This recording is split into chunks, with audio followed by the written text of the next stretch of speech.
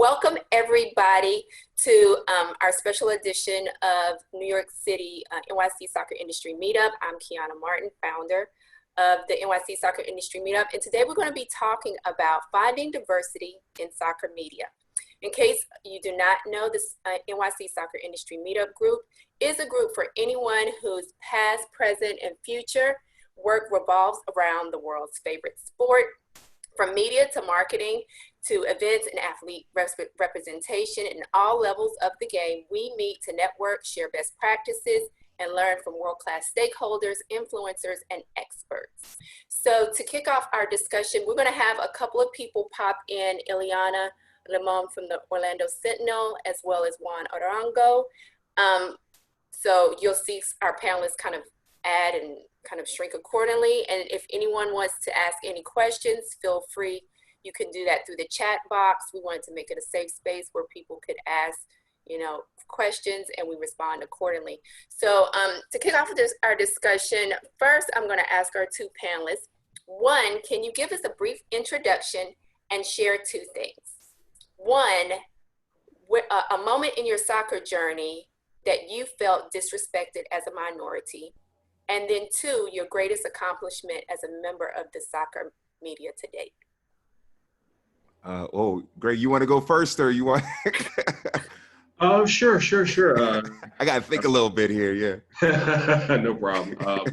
Yeah, thanks for having me on. My name is Greg Jackson. I go by Grego on the podcast, do the Horticulture podcast. Basically what we do is we talk about the intersection of Black culture and soccer. Of course, the podcast is always centered in soccer, but at the same time, we talk about different things that, might be of interest within the culture, whether it's pop culture, obviously things that are going on right now with the protests and everything, and kind of give our perspective on things. We've been going since October of 2018. Got about right around 90 episodes so far, give or take. And, we've, me, also my co-host, Tony Carter, Donovan Ringo, TK Edmondson, and Rashad Kane, we all largely rotate from week to week. But I'm usually on there most weeks. But to the first question, as far as like, when have I encountered it? I try to give it the benefit of the doubt, mainly because we're just new. And what I've narrowed it down to is because we are a niche within a niche within a niche. So, I still feel like we're still kind of establishing ourselves. But I think just in large terms, as far as just being able to have the avenue, say, hey, get that exposure to where people already know who we are and know, okay, this is an outlet that we should be reaching out to add that different perspective. Just this year, trying to work out getting player availability, because I wanted to make that next step towards interviewing active players and getting that and kind of getting that run around. I'm trying to work at that right now with Atlanta United, and so I try to take it, as consistent learning experiences, but at the same time, you would hope that it wouldn't be as difficult, but you take it as it comes. What was the second question? What's been your greatest accomplishment as a member of soccer media thus far? Honestly, because of how our foundation has always been kind of reaching out to supporters more than anything, it's just been able to network with everyone all around the country. Like, I have this tagline that it says the culture is everywhere at the end of each show. And I firmly believe that, whether it's, here in Atlanta, DC, LA, Seattle, there's people all over the place, and they all have different perspectives, and being able to basically build a network of supporters that, in a lot of cases, depending on where you are, it kind of feels like you're the only Black supporter there, and you want to be able to establish that that connection. Say, hey, I'm not alone. Because like I tell people all the time, like what we have here in Atlanta is very much the exception, not the norm. And you have to. I'll look for people all over the place and say, hey, if you feel it's just you, or if it's more than just you, you have a place where we can all connect and build that network up. Okay, Cool. George. My name is George D. Metellus. I use the D because my father is George, so to separate from me and my dad, I use the D for my name on the air. I've been a football broadcaster going on almost 10 years now. I work currently at beIN Sports USA, and I host Monday Night Soccer and a lot of the express previews of La Liga, Ligue 1, Turkish Super League, whatever league that we have at the network right now. So that's my little story. The first question is about blatant racism, or what was the first question? Well, the first question was the two-part question outside of introducing yourself. The first question is, tell us about a moment that stands out in your mind where you felt disrespected as a minority. Ooh, well, man, that's a good question because I got about 4 or 5, but I would say the number one instance that comes to my mind is when about a year and a half ago, I was on this program called The Locker Room. And I made a statement about Lionel Messi and how he doesn't perform for Argentina well, and that people are blinded by what he does for Barcelona. Mm-hmm. And if you guys know how I come off on The Locker Room, I don't mince words. I come straight with it, right? So I said those words, went out on the air, and I had people on social media calling me the N-word. I had people on social media saying, you black, you don't know what you're talking about, black American N-word who doesn't know anything about football, even though I backed up everything I said with facts. Mm-hmm. So I actually, for a while, I told my producers at beIN, I said, don't put me on any more of these shows where I have to give my opinion because of the negative words and the disrespect that they were showing me on social media. And actually, my nephew, he's on Instagram with me, and some people put some stuff on my Instagram and he read it. And then my niece, she's curious. She's like, what's going on? So I had to explain to my nephew, who at the time was 14, my niece, who was 9 at the time, I had to explain to them what happened. Then their uncle, I'm like their father because my brother lives out of town. So I had to explain to them why they were saying these nasty things to their uncle when I didn't say anything nasty at all. And I didn't even call him a name. I just mentioned his poor performances for Argentina. So that's what stands out for me. And I had people, after I told my producers, I'm not being on any of these shows, I had like 3 or 4 people of my colleagues were like, George, you need to go on. You need to go on. Don't let them shut you down. Let them shut you down. I said, I'm not shutting me down because I still have other shows that I'm appearing on. But that to me was an instance where the racism was very, very blatant and obvious. And then the second question about my most proud accomplishment as a soccer broadcaster or being involved in soccer has to be, I was very lucky to go to Qatar because beIN Sports is based in Doha, Qatar. For the 2015 Copa America, they sent me over there to do a show to cover the Copa America, and only me and another person went. So to be a part of that was really the first time that anyone from the beIN Sports USA had gone over there to be part of a broadcast that went to all the beIN Sports that they have in Asia and Australia and different parts of the world, Northern Africa, so Middle East. So that was something that was very important, one of the highlights of my career. Okay, I'm going to now move the conversation introduction to Iliana Limón, who's joined us. She's with the Orlando Sentinel. Is your volume working? It is. Awesome. So I asked all of the guest panelists to introduce themselves and then tell us 2 things. 1, a moment in your soccer media journey that you felt disrespected as a minority, and then 2, your greatest accomplishment thus far as a member of soccer media.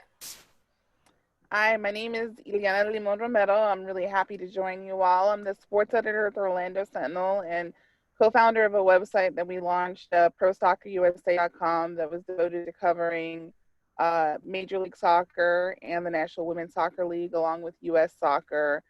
been a really great experience getting an opportunity to see, in particular in Orlando, the rise of soccer here and the way the community has really embraced the sport in a variety of ways. And I think it's just been really great to see people come together and come behind it. There's been a lot of passion and a lot of interest behind it. As a result of that passion and interest, you tend to get a lot of pushback from time to time from people who have certain expectations of what they want to see.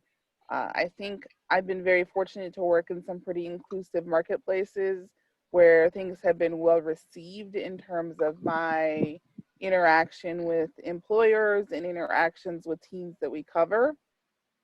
But I think fans are difficult. I think that's where I personally encountered the greatest challenges and the most difficulty. I think a lot of racist and sexist language, feedback on social media, in email, in letters that are handwritten.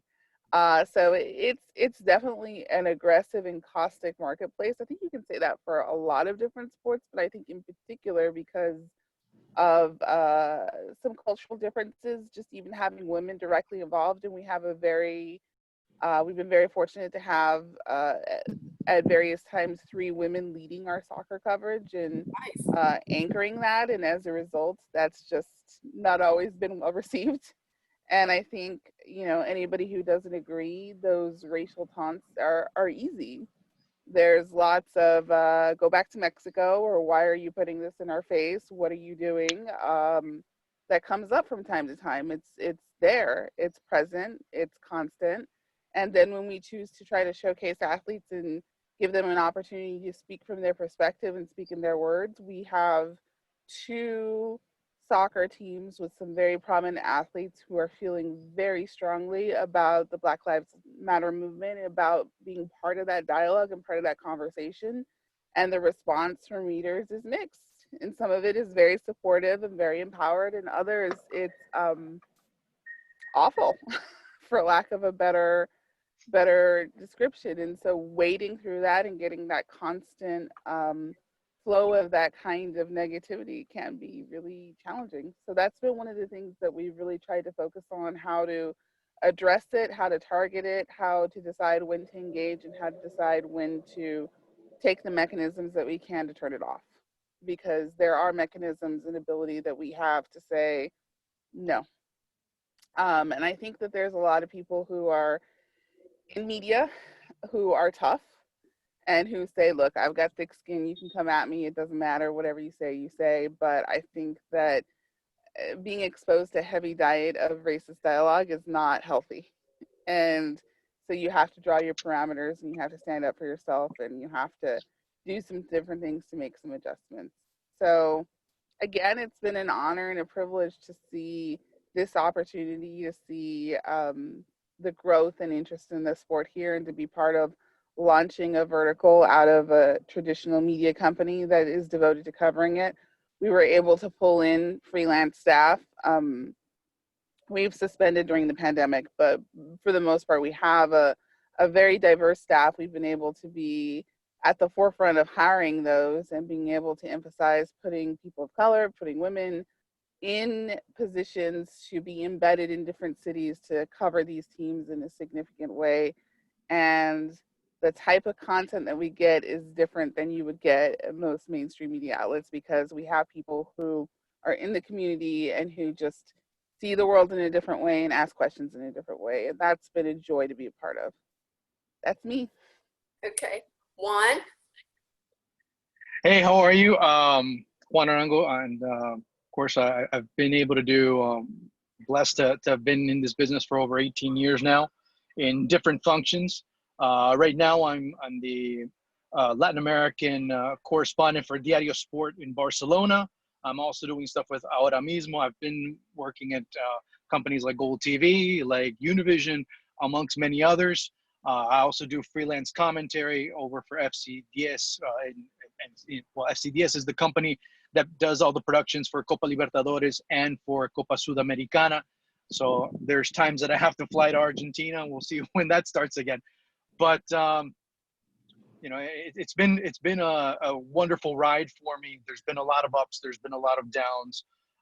In terms of the high moments, I've had the pleasure to have done commentary for World Cup in 2018 in Jamaica. Was also an analyst and a pundit during that production. Have been able to go abroad and do commentary, something that you don't hear much in terms of American commentators going abroad and doing it and being well received, for hundreds of stereotypical reasons. And in my case, being a Latino that happens to be American, that also kind of ends up being kind of weird. But at the end of the day, they've liked the work that I've done.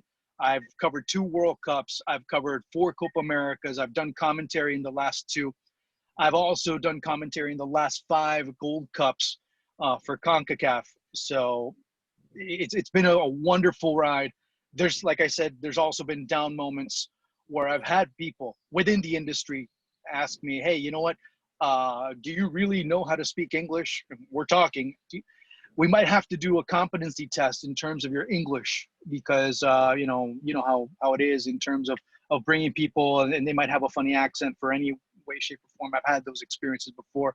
I've had the pleasure to work with George Metellus, and many of those things that he's mentioned, I can attest to, and many more that we've heard from fans and from some colleagues as well. So I mean, it's not just the fans too. It's within the business itself that we've heard a lot of negative talk as well.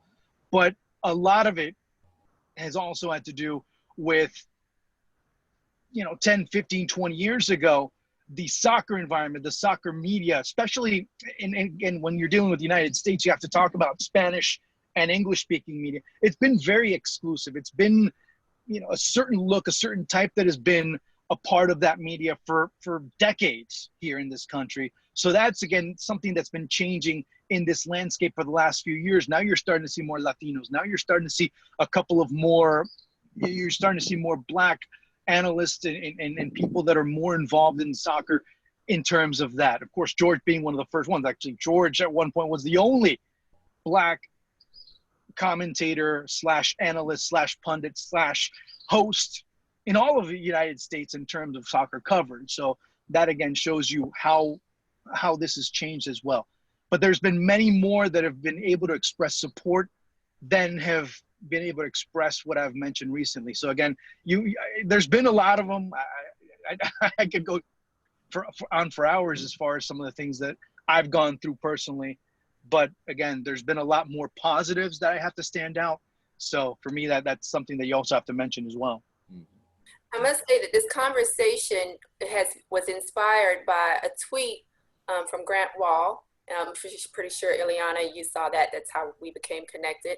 And because of everything that's been going on in our nation with the killing of Black people and other people of color mercilessly, I might say, and other injustices that are being brought to light, a lot of us are having to reflect on systemic racism. And that was something that he was doing in his tweet in regards to what he could have been doing or should be doing to support African-American women in soccer media. And so it was brought to his attention that there's kind of a running list of women who are in sports. I found that there are only a smaller percentage of those women who are actually strictly covering soccer. I reached out to about 5 or 6 of those professionals, and I did not hear anything back. And so that speaks to another thing in regards to women of color in the sport of soccer. Why do you think, although there's minorities of, small percentages of women covering sports in other areas that are minorities, what do you think is so unappealing to women of color wanting to cover sports when it comes to soccer? Go ahead.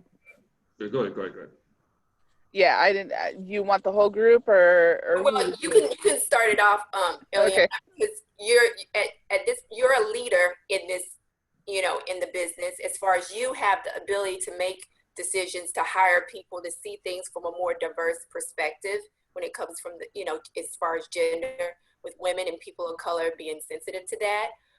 And oftentimes there are not people in that position.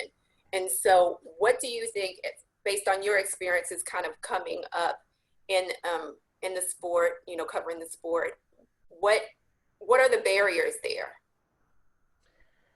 So many. I would say that there are women who want to cover it, first and foremost. Okay. I would definitely say, I think it's hard sometimes to generate a list or come up with the groups, but I think there's some outstanding people who have put together some great lists that working to share and circulate far and wide to people who are passionate about covering it, who are already covering it, and who are looking to cover it more. There's a couple of different challenges. In the United States, there's a limitation on jobs. There are limitation of opportunities specifically that allow people to get into that space, and you typically need experience to be taken seriously, and that experience is hard to come by. So then how do you work into that space? How do you break into that? I think the expansion of USL into a lot of different markets has exposed more people to it, has allowed more people to kind of latch on and get some practice and get some experience and to gain some different opportunities. We're just growing and growing and growing. For better or for worse, the number of teams that are competing domestically has exploded, and that has opened up some different avenues for more people to get their feet wet and get acclimated and get there. I also think when you invite women to speak on this topic, I think there's a hesitation, and I think some of it is just feeling like they're confident enough to do so. To feel like they can speak from a position of authority, and to feel like they just have the ability and have a space in that area. I think not unlike some aspects when I was around some elements of minor league baseball and some elements of Major League Baseball, there's just, you're jockeying for position in a space that traditionally has been male dominated, and sometimes just feeling like you have the credentials to speak, feeling like you have a space for yourself there can be challenging. Then if you're covering women's soccer, I think just getting exposure for them anywhere is difficult, even though they are celebrities in their own right. Many of these athletes are superstars, icons. It's amazing to me, the coverage that we have for the Orlando Pride, the National Women's Soccer League team here. Their attendance is not huge compared to the men's Major League Soccer side, but the engagement is through the roof because they have so many superstars. They have Marta, and they have Alex Morgan, and they have Ali Krieger and Ashlyn Harris, and a whole bunch of other people who are really widely recognizable. Sydney LaRue, just different folks who have that great engagement with their audience and who just know their fan base and who just have appeal far and wide. So I think dismissing that is a mistake, because we think it's a growth opportunity. We've invested in that. We've been able to successfully convince our company to invest in that. And I think it's just only going to continue to grow. But why not more women? I think there's access to get in the game. There's confidence to feel like you belong in the game. It's finding space along with everyone else and being able to be out there. And then when you're invited to opportunities like this, feeling good enough to talk about it. So it's a journey, and that journey exists, is not limited to soccer. That's true in a lot of sports across the board, but they're out there, they're strong, and I've worked with a bunch of them, and they're working to expand their space, covering both the men's and women's sides. And I think it'll continue to grow regardless of whether outlets are ready for it. I just think it's what the audience wants. So I think just change is going to happen because they're going to find their own spaces to do their own storytelling. And so that leads me to direct a question to our other three panelists. How often have you interacted with females in soccer media? And are there things that you can do also as a minority to give them an assist? That maybe, you know, some of the women that are working or want to work in this space may not, you know, feel comfortable, you know, or even pursuing, like, maybe I should just ask them a question. I'll speak just like from the podcasting side, because I really haven't gone too much as far as the match side yet. Of course, the women that have been here in Atlanta, Jill Sakovitz, Brittany Arnold, I've actually kept a pretty consistent relationship.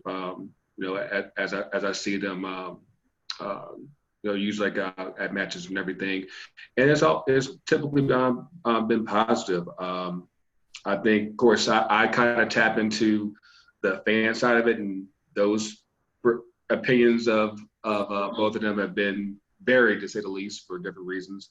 And I think that, especially as it pertains to women of color, I think that like we had a specific women's episode last year, and I think that just going forward, I think it's just a matter of giving women that particular platform that is hard to come by, to voice out their opinions. Like I try to just within my immediate circles, like just the women that I know know the game and actually analyze it pretty well. I try to encourage them, like, hey, come on the show, just to speak your mind, because I know that there are so few women of color that really get that opportunity to really speak their mind. And whether it's like I actually working at a couple of guests for in the next couple of weeks. I got some colleagues up in Richmond, and like I said, it's just a matter of giving them that platform that they wouldn't have to really speak their piece, because aside from social media, in a lot of cases that might be the only platform that they really have to really go about the game. And some do use it, and then some just use it for casually and all that. But I'm hoping that the avenue is there to where they don't feel as reluctant to voice out what they got to say. Well, I'll take it from the broadcasting side of it. Okay. And I've worked with plenty of women in my time at beIN and at Gold TV, but specifically at beIN. And whether they were broadcasters or former athletes like Hope Solo, Kaylin Kyle, who played at the national team level and Olympic gold medalist, bronze medalist. So the women have had a voice. It seems like for as long as I've been at beIN, there's always been at least one or two women presenters, not just ex-athletes, but women presenters. Okay. Now, the problem is they aren't women of color. That's the problem. Well, I shouldn't say that's the problem. We need more women of color, because those ladies are qualified to do the job. They know the game. They can watch the game and tactics, and they have the knowledge. In fact, there have been times they've told me things that I didn't know about. So I've learned from them as well. But when it comes to women of color, I myself personally have never worked with a woman of color, either in front of the camera or behind the scenes. And that's a shame. Now, I think, how does that get resolved? Maybe just looking at it from my perspective, maybe I need to put pressure on HR to hire these people. Maybe they need to come to me and give me their resume, and then I go to them and say, hey, you need to do this, this, and this. So I've got to take a little bit of responsibility myself. But also, I think what we need to do, or women of color need to do, is just crash the gates with numbers. Just get as many of them as you can and just crash the gates with numbers. Get the more we get, there's going to be some that break through. So I think we need to, as a whole, and this is something I kind of put the blame a little bit on U.S. Soccer. They need to start promoting the game in Black communities. If they promote the game in Black communities, then you're going to have more Black males, Black women that maybe they say, I can't play, but I like to watch it. Yeah. So they'll get the interest, and then they'll start watching more Libertadores. They'll start watching more European, UEFA Champions League matches, and then they'll develop the knowledge to help them in the future. So there's a lot of hurdles there, but unfortunately, in my experience, I've never worked with a woman of color on the English side. Now, on the Spanish side, obviously you have Colombiana and Spaniards and everything, but on the English side, every woman I've worked with, even the ones we've interviewed, have been, for lack of, they've been white, either white European or white from North America. So that needs to change. But I think maybe I got to do my part. And if a sister sends me a resume or a demo reel, I can go to them and say, hey, you need some diversity, and even play the race card a little bit. That can help someone get in the door. So I know that I might be slipping on that aspect too, but the women of color in soccer broadcasting specifically is, in my experience, has been zero, and that has to change. Well, of, getting your opinion, Juan, about this. Do you think, and you can share your experience, especially since you've traveled and worked a lot in Latin America covering matches. Mm-hmm. Do you think that sometimes men of color, because the opportunities are still small for them, that you all are focused so much on creating opportunities for yourselves that sometimes it gets lost, that we also need to see if our female counterparts are getting opportunities as well? I'm going to sound a little bit, maybe jaded on this, but regardless of who you were or who you are, and I've known you and I know your work, that resume or that demo reel has gone to someone. I mean, it happened to me in the 2018 World Cup when I was doing coverage for SportsMax. And I said, hey, guys, why are the girls sitting over there? And this is in Jamaica in 2018. And they're like, yeah, we need to. I'm like, why don't you get one of the girls to be one of the animals? I'll step aside. I don't care. There was a complete hush. They're looking at me like, nah, you're kidding, right? I'm like, why not? She knows her stuff. She knows her shit. Why can't she do it? And she felt embarrassed though because nobody had ever backed her. And I've had the blessing to be, or the good fortune to be able to work with great professionals that happen to be women, that happen to be a certain nationality, that happen to be a certain, pigmentation, if you want me to say that.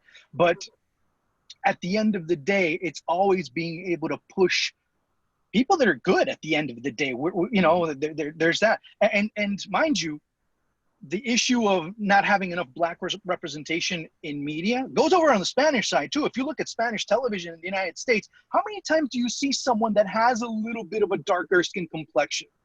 That's something that we as Latinos also are guilty of. We don't give Afro-Latinos a chance at anything unless a specific role asks for a Black guy or a Black woman. That's it. Yeah. So when you start looking at it from that perspective, we're dropping the ball too. And you can contribute all you want, but the results have to come in based on the demand, based on the exposure, based on a lot of things that we as journalists have to go and call ourselves out on. Not as individuals, because maybe George has done more than I have, or Iliana has done more than I have, or vice versa, whatever. But we have to call ourselves out collectively because our industry is failing our community, is failing our audiences, are failing the people that are so anxious to get all types of content from us, that look to us for information, that if we don't try and give that bit of retribution, say, hey, we need you here to tell your story, nobody's going to know. I mean, look at it not just from a sports angle, but also from newsrooms across America, where you start seeing very little Black representation, even less Afro-Latino representation, and very little to almost none in certain aspects of Latino representation throughout the United States.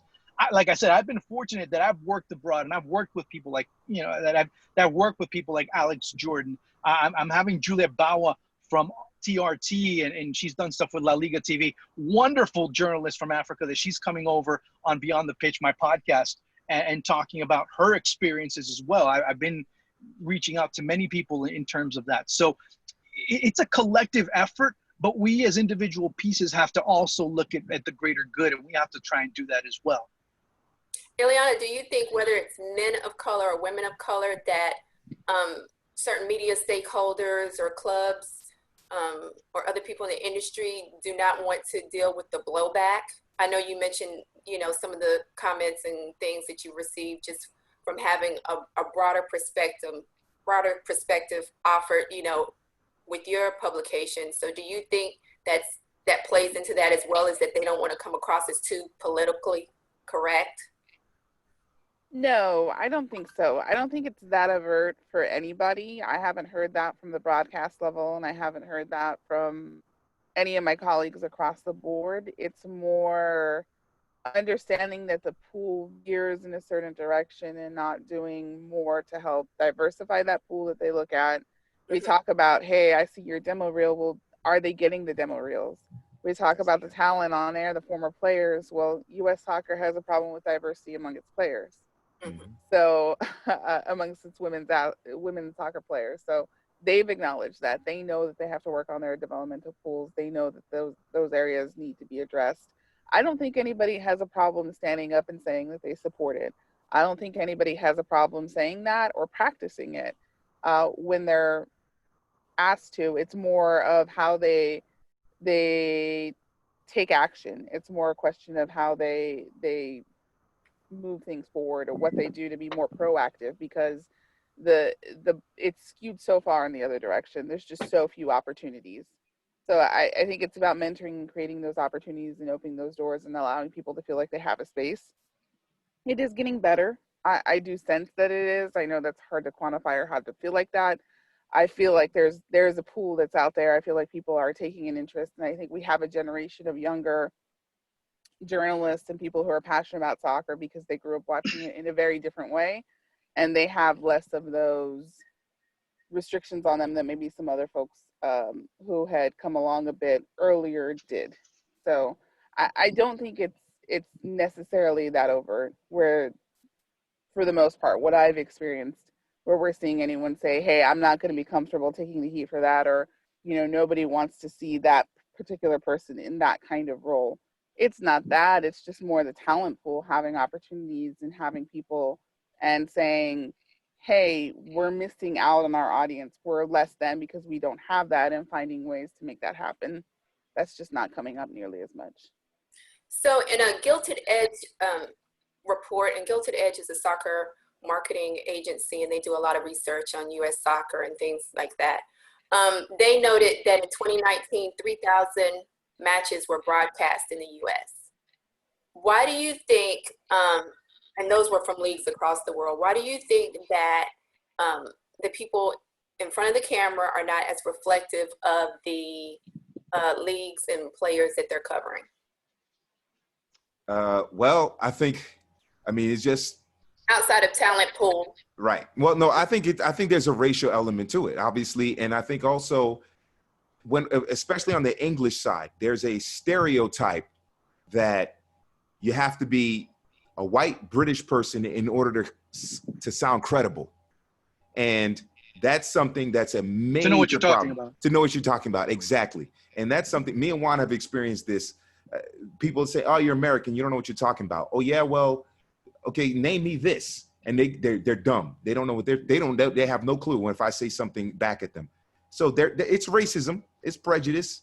The people making decisions are reflecting themselves in the people they hire. So we're I'm very lucky in that sense, because growing up in Miami and being down here, for me to get on, I had to learn a language that's not my native cultural language. My parents are Haitian, and I grew up in the United States. So my native cultural languages are Creole and English. I would have never got on Gold TV or beIN Sports if I couldn't speak Spanish. But my white colleagues, they never had to prove that. In fact, I've seen them in the office and they're asking the Spanish side, yo, how do you say this? What's this? How do you say that? And I'm like, how the hell did you get this job? It's now that might not be the right response in my mind, but that's the frustration. So it's a racial element to it. And it's just going to take time. It's going to take more Black people getting into these areas where they prove, because we just have to prove it. There's no legislation that can be put out there that says, hey, you need to put 15% Black people on football broadcasts. That's just not going to happen. So we just have to just stick it out and prove it.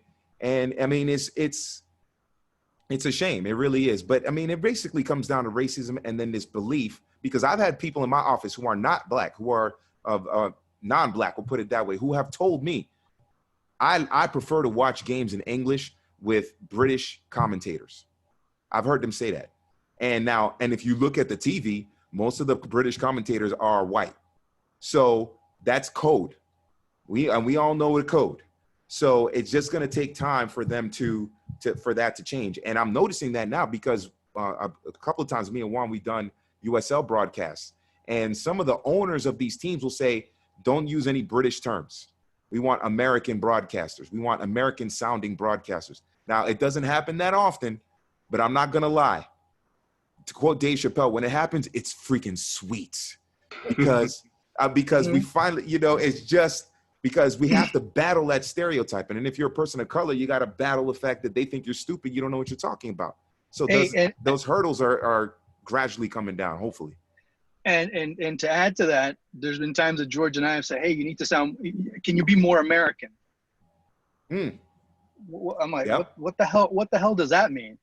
Yeah, we need you to be a little bit more American. We need you to, not be so like you. Try and be a bit more, a bit more, Oh, sorry. I mean, I've been told personally that I haven't gotten the job because I wasn't American enough. Oh. Even though you're born and raised in this country. I'm like, wait, I mean, what? I'm not from Idaho. I'm not from Iowa. I mean, what? I mean, sorry, I wasn't. I didn't spend my high school years in Mississippi. I don't know, but right. And this has happened. I mean, it happens. It's happened to many Latinos as well that I've spoken to. The little accent. You sound like you're not from here. You're not one of us. I've heard that as well. It's funny that you say that because I was watching. They were replaying Belgium and Japan last night on FS1 for the World Cup 2 years ago, and I was listening to Tony Meola, and the voice I kept thinking in my head was John Madden, and I was like, whatever that American voice is, it probably is something like that, where it's like you feel like you want to have a beer with this person and just have them talk about the game, something like that. But again, I interact with a lot of people, especially on Facebook, and it's always mixed as far as like those particular preferences, whether that they want to have a British commentator as compared to an American one. And I think, especially, it's funny that y'all stated that it applies to broadcasting as well, because I see a lot in coaching where it's like if you don't have a British trainer, it's like, I want to take you seriously, and even more so, like going back to the women of color, it's like it's funny, like like who people consider credible in each particular line of work in this sport. And Greg, let me just piggyback off of something you said. You mentioned the coaching aspect of it, and in the USL, there are a lot of coaches who are English, Scottish, Irish, and I'm like, what have y'all won? Like what? Like your country? Like what have you won? Like I tell them, and maybe this is a product of growing up in South Florida, where I've been around Latin Americans and Caribbean people, right? And knowing the history of the game. Why would I want my child, and maybe this individual does know what he's talking about, but historically speaking, why would I want my child to learn the game from somebody who's from Scotland or Ireland or England, when I know down the street I can get my child can learn football from a German. Germany has won a World Cup. They go to almost all the World Cups. I can get the Netherlands, one of the great footballing nations of all time. There's a Brazilian soccer school down the street. I teach Brazilian, Argentine. You know what I'm saying? I'm Haitian. I prefer a Haitian coach than a someone from England or Ireland or Scotland. But there's this is kind of tied into American culture, where there's this fascination with Anglo or British Isles culture, to the point where I can't stand the royal family and I know all their names. Why is that? Oh man, I get mad thinking about it. But that's kind of the Anglo-centric culture, and it filters down to the football as well. And I told my colleagues at work, I said, look, if I have my child, well, I don't have any kids, but if my nephew, niece want to play soccer, and I find out that one of their coaches is from like England or Scotland or Ireland, no disrespect to them, they're nice people. I know a couple of them personally, they're very good people, but I'm going to pull them out because they come from a line of a country that England won it in 66. That's it. And they didn't even deserve, if Pelé doesn't get hurt in 66, Brazil wins 4 in a row because they got it in 70. So for me, I want my child to learn from a German, a Spaniard, an Italian, the Netherlands, Brazil, Argentina. But this kind of Anglo-centric view of American society is filtered down into soccer to the point where now they're coaching the kids and they're not really that good either. So that's another barrier that has to be broken. We need to get more people of color, more Hispanic people into coaching positions and diversify it. So that way we don't have one view or one kind of lane of thought. Folks, unfortunately, I have to tag off, unfortunately. I'm so sorry that I can't stay longer for the discussion. It's been an honor to join you all. I appreciate it. No, it was great to have you. Where can people find you online and on social? OS Iliana. So it's OSILIANA on Twitter. That's the easiest way. My email address and all my information is in my bio. Great. My DMs are open. So that's just probably the fastest way. So thank you all so much for the time. It was great learning from all of you. What was the website too? What was the website again? The website, prosoccerusa.com, is suspended because of the pandemic right now. We're at orlandosentinel.com/soccer for right now, doing a ton of coverage leading up to the restart. And we're hoping to relaunch fully starting in January once we get footing there, which is, by the way, another conversation for another day. By the way, your article on how MLS got to Orlando was good. I liked it.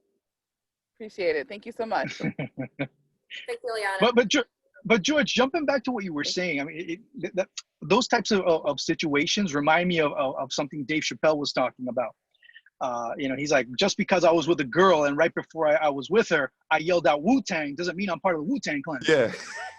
So many of them say, well, I was a youth player over at Liverpool, when in reality they drove by and maybe ran on the pitch once or twice. Right. And I mean, that's very prominent. Again, many of the things, the similarities you see in that aspect in English-speaking football culture here, you see it a lot in Latino football culture as well. And I think it's a lot of the, oh, well, he's Irish, he must know a thing. He's English, he must know football. He must know this. Black dude, what's he going to teach me? How to tackle on the 50-yard line? Yeah, no, George, linebacker's not a position in soccer. Hey, Greg, no, you can't play free safety in the back, No, you kick. Black people don't kick. When's the last time you saw a black kicker at the end? That type of thing. They don't give you that type of reaction. When in reality, and George, I had on the podcast, I had you and Rod Underwood, who to me is a great football mind here in the United States, and he talked about his particular struggles as a coach as well. Do you think that some of that comes from the United States trying to receive validation and find its identity through, Absolutely. The lens of the European definition of soccer, as opposed to embracing, we are a melting pot here? Absolutely. Like you can see it like in the team branding. You can see it in just. I always go back to the Gus Johnson experiment, and how he was just ridiculed because everyone knew his styles from calling football and basketball, and it was like, how is that going to apply to soccer, where you have to slow things down and let things breathe? And he was never really given a legitimate shot to really develop into a decent soccer announcer. Of course, I think Fox kind of put him in a bad situation there, just not letting him practice, basically. Yeah. But no, I think that just in pretty much any avenue that you can think of, whether it's players, whether it's branding, whether it's coaching, I think I've mentioned on the podcast a few different times. It's like you get a lot more credibility if you just have an English accent. It's by default, and then it kind of like first it's English, then it's Spanish, and then it kind of goes down from there. And I'm not, because I think the issue there is that nobody really knows what American soccer truly looks like, because we keep trying to borrow from everyone else that we've yet to really develop an identity of our own. And that's just one of the things that is often frustrating, because you kind of burn the candle on both ends there, because you want to obviously build up what you have, and that probably means bringing in talent from elsewhere to kind of sharpen up what you already have. But at the same time, you end up over relying on that, to where it's basically like, we don't want to do the work, so we'll just have everyone else kind of just bring in what they have, and we'll just take that as our own. I'll move the question along things because I don't want to hold you guys up. One being making the case for diversity in terms of covering players. How often do you hear majority teams of color being described as unintelligent versus teams of color? And how does that play into the importance for making the case for having diverse soccer media professionals covering these teams and really speaking to the nuanced maybe shortcomings that these teams have, as opposed to giving kind of blanket explanations of why teams are not, you know, maybe making it, you know, through World Cup qualifiers and things like that. Juan, I saw you had your hand up, so go ahead. No, you go first. You go first? I mean, okay. You guys have, I mean, yeah, we have the Africa. Yeah, exactly. Yeah, we have the Africa. Well, we have the Africa Cup of Nations on beIN Sports and the Africa Cup of Nations qualifiers as well. And the thing is, the African teams, the Black Caribbean teams, Jamaica, Haiti, they are fast, they're strong, they're direct. That's a way of saying them brothers that they don't play football. They're just athletic. Mm-hmm. That's their way of saying it. While a Spain, for example, they pass so well. They're tactically sound. They're crafty. Yeah. So that's code for the Black folk. Aren't that bright on the ball, but they can run and they can jump. Mm-hmm. And so what I've personally done, and this is also because I've been blessed because some for the African Cup of Nations, we have a journalist. His name is Sulaiman Fular, and he's Nigerian, and he knows the continent back and forth, football continent back and forth. And we were talking one time, and he kind of pointed it out to me because I had never really paid attention to it, because sometimes you get so focused on just calling the tactics of the game and the movement of the game. And he said, listen to it again when you hear it on different networks. I said, okay. And I listened, and I heard all those adjectives. And I said, I'm going to start saying Sadio Mane of Senegal is an intelligent footballer. I made it a point myself to say, Cameroon. The way they linked up those passes, that's a brilliant footballer right there. The way they played shows that they have high football IQ. So I kind of took it upon myself to say that when I'm doing an African team or a Black player on a club team, it could be a Black player who plays for Barcelona. If he makes a great pass, I'm going to say he's an intelligent footballer. Mm-hmm. I took it upon myself. So that stereotype is definitely out there. It's definitely out there. And so I think just myself as an individual broadcaster, I'm going to make it the point not to say those things. I'll make it a point to say, this guy's a brilliant passer. This guy's a brilliant finisher. The way he links up, he's a very smart defender back there. He's good at organizing the defense. I took it upon myself to make sure that when I'm talking about Black footballers or a team of Black footballers, a nation of predominantly Black people, that I mention the intelligence of the players, so that at least in my mind, or at least the people listening, don't hear the same thing over and over again. Mm-hmm. Juan? I dealt with it in that same World Cup in 2018. I happened to work with, and I mentioned it publicly, I don't care. I worked with former Liverpool player Steve McMahon, and he would go and say, well, Raheem Sterling lacks intelligence. Then I turned around and said, do you know him personally? On air. This is on air. Okay. I said, do you know him personally? Express a little bit more about what he lacks intelligence.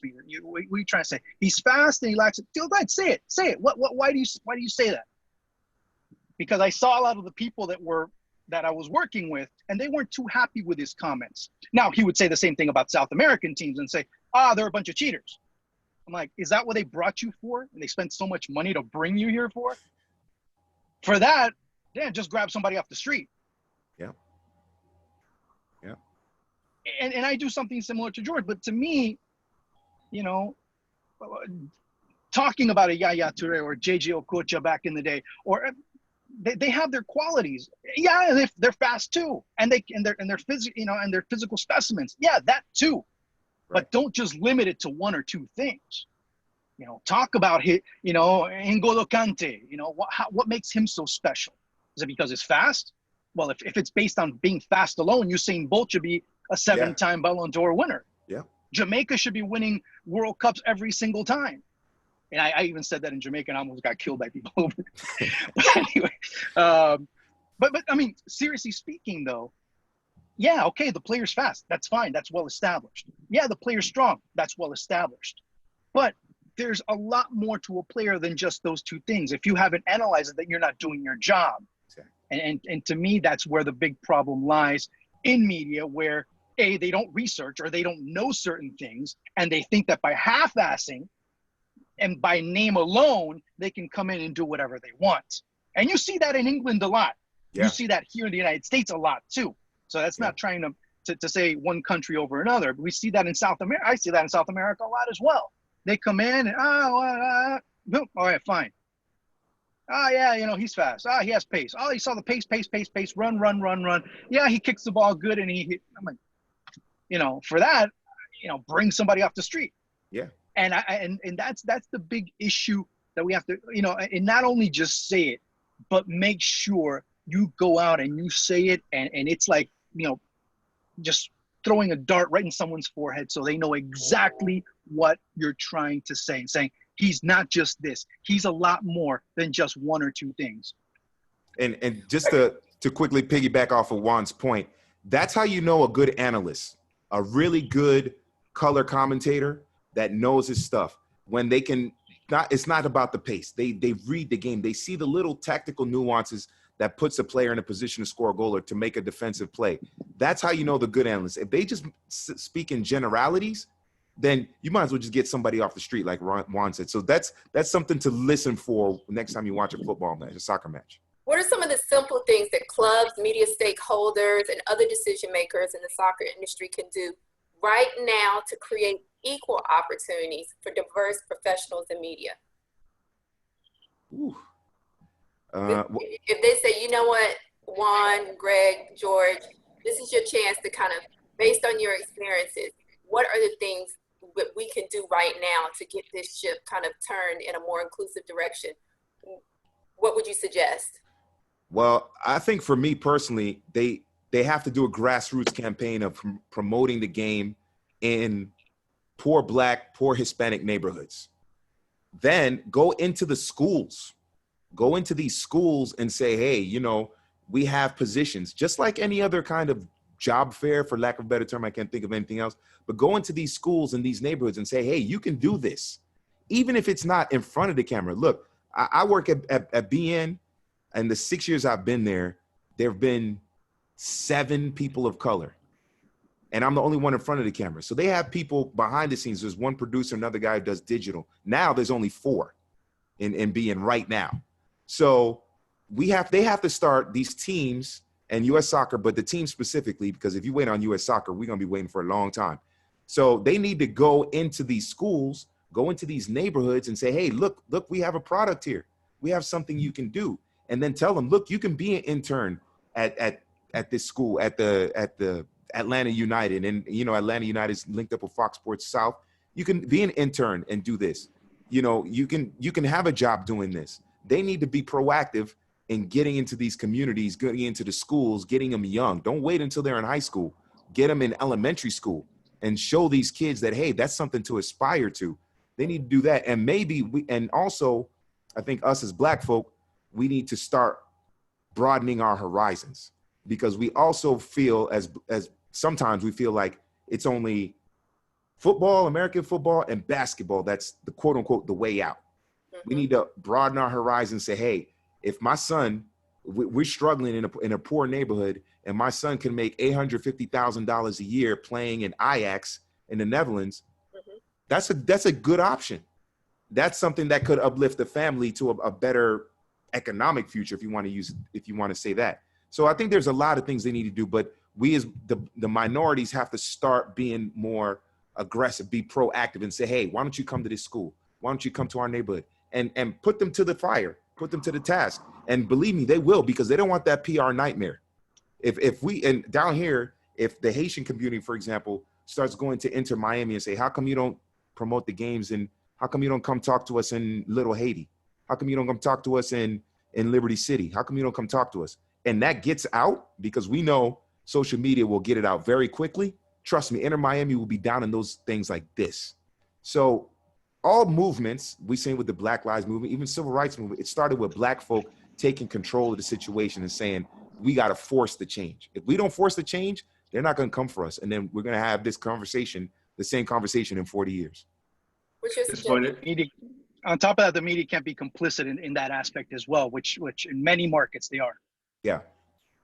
Well, and to kind of piggyback off of both of your comments, Greg, is that one of the reasons that kind of inspired you and your team to start For the Culture United? Because, you know, Atlanta United, for instance, I'm not exactly sure what their outreach is, but I know that Juan and George discussed in their Beyond the Pitch podcast is that, you know, Atlanta is considered, you know, for those of us who grew up in the South, is the New York City of the South. It is a mecca for Black culture and excellence. And Atlanta United has taken hold in a way where even people who do not even care about soccer, they have jerseys. It's considered the kind of hot club event to go to, but you do not have African Americans analyzing the game. Of course, your team is doing that on a podcast, and it's surprising to me that after 80 episodes, they have not reached out to you as opposed to you having to kind of seek, you know, their attention. Right. I think in that regard, it's funny because I actually I just did a interview for it's coming out for the Athletic probably the next week or so, and to they go off of what George was saying, like that was one of the big things that we talked about. It's like how can Atlanta United like do more? It's like it all comes down to outreach, you know, because we often talk about like they still haven't really tapped into south of 20 yet. Like it's all pretty much north side and beyond, like outside the perimeter area. And what I have typically just experienced is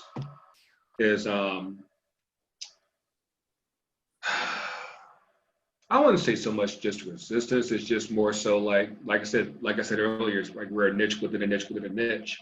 So it's like, are you really checking for us? And I'm like, you know, we're trying to tap into a demographic that you might not, you know, be prioritizing. And I think that both in an Atlanta area as well as in a national perspective, there's so much more that can be done that in reaching out.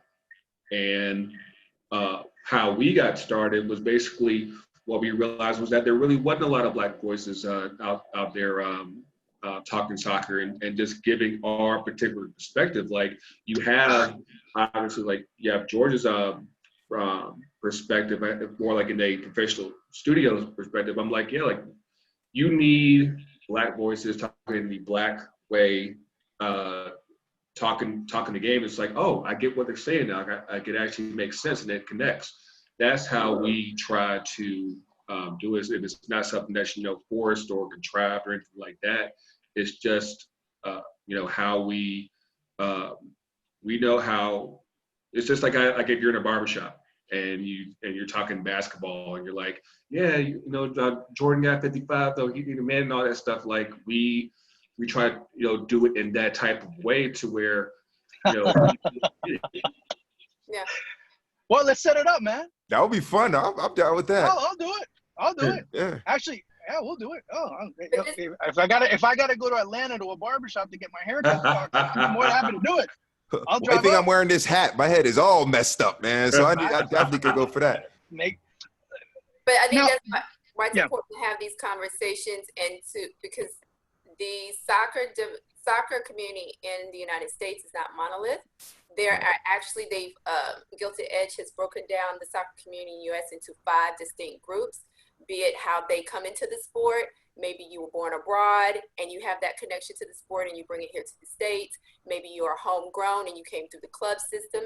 Maybe you strictly watch English soccer, but you're also open to American soccer as well. And then within those groups, there are diverse communities.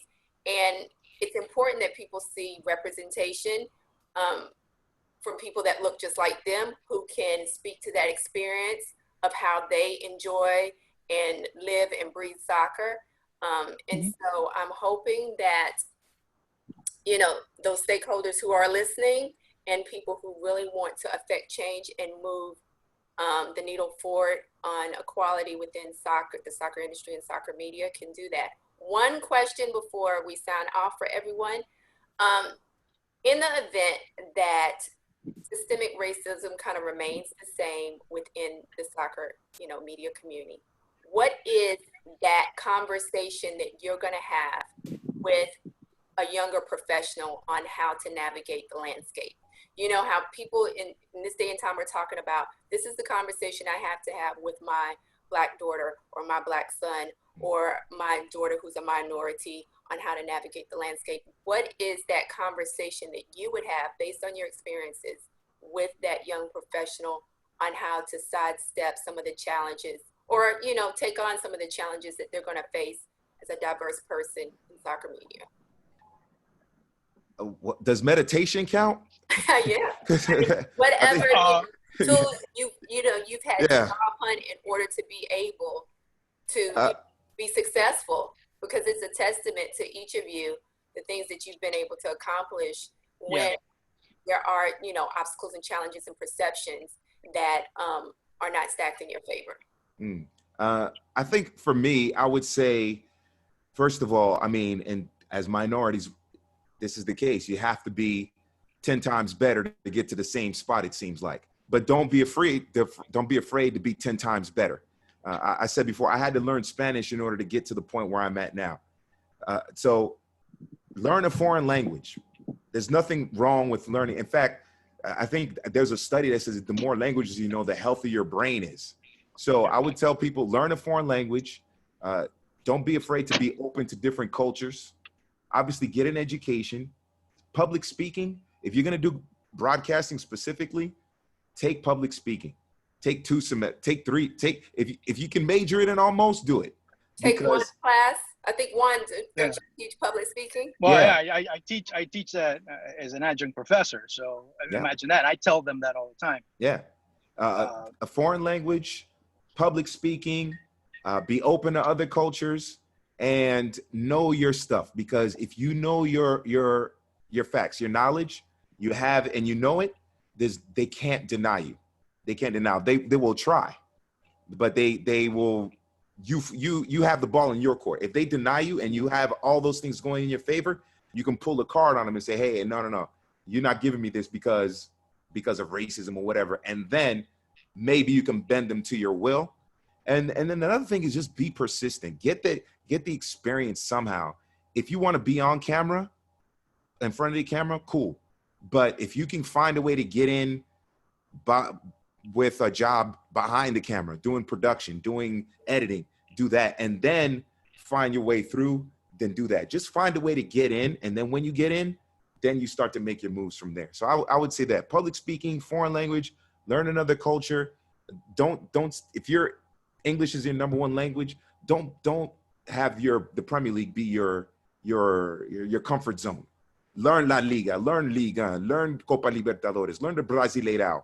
Learn those things. Don't be afraid to take on a culture that's not yours, and then just get in the door however you can, and then work your way up from there. And in my case, I think it's strange enough, I'm going to say this. In my case, even though I've had some hurdles because of my skin color, I think in a couple of ways, I always make fun of people or not fun of people. I make fun of myself, and I've told certain people that I'm the token, but the token Negro at beIN Sports.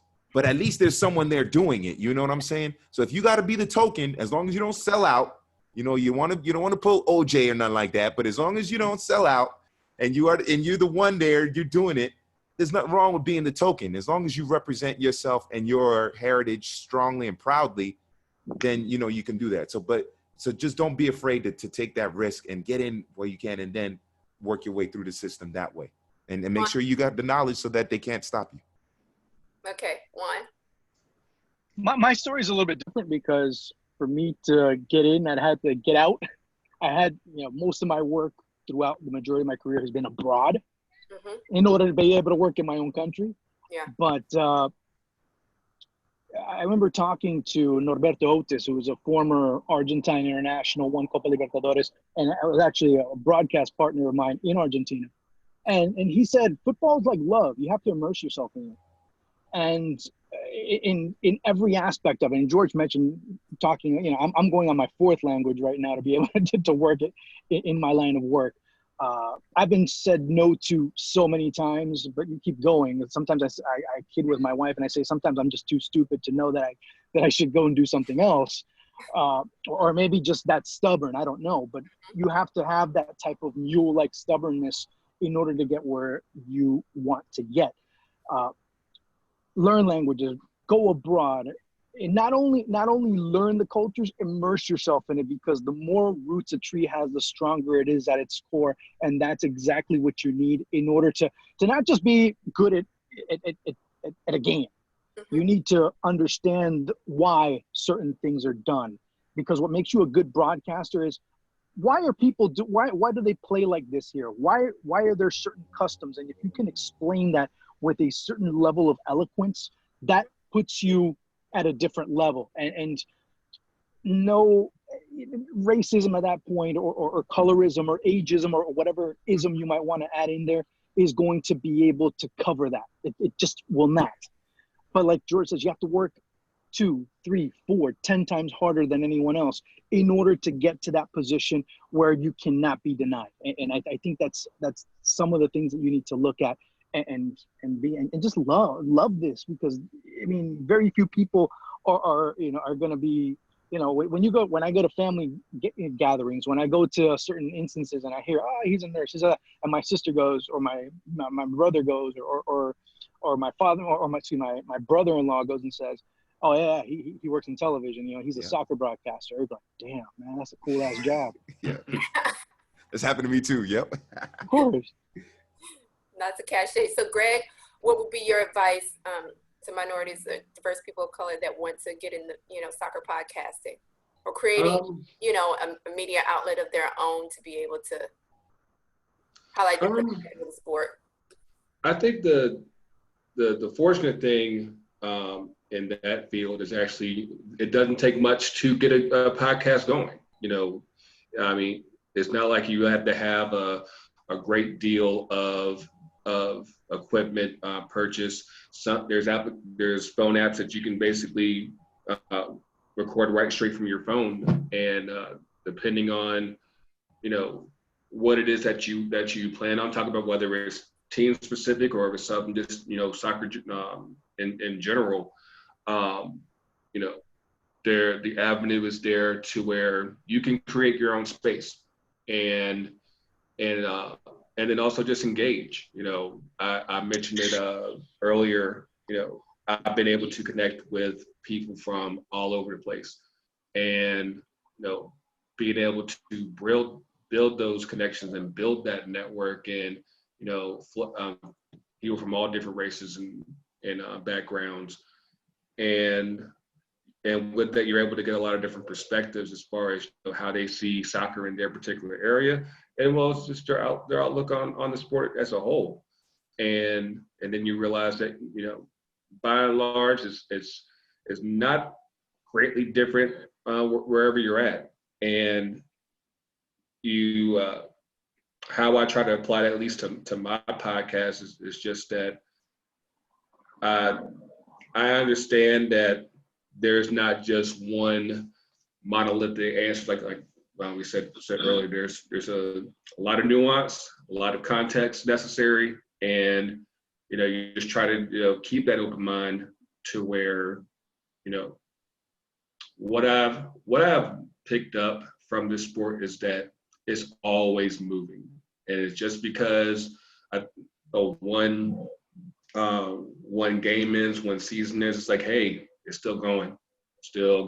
It's always going, and you have to, you know, it's kind of like with that, your opinion has to be kind of fluid with that, because things change. It's not just a case of like, Jordan's been great for 10 years, and it's just that's like, I always use like the U.S. Like, the U.S. had a decent team in 2014. All of a sudden, it went to crap in 2015. Things can change just like that. and you have to, stay on top of that. And that applies to pretty much anything. But yeah, just don't be afraid to create your own space, and find out what works for you. And hopefully there should be an audience out there that can find you.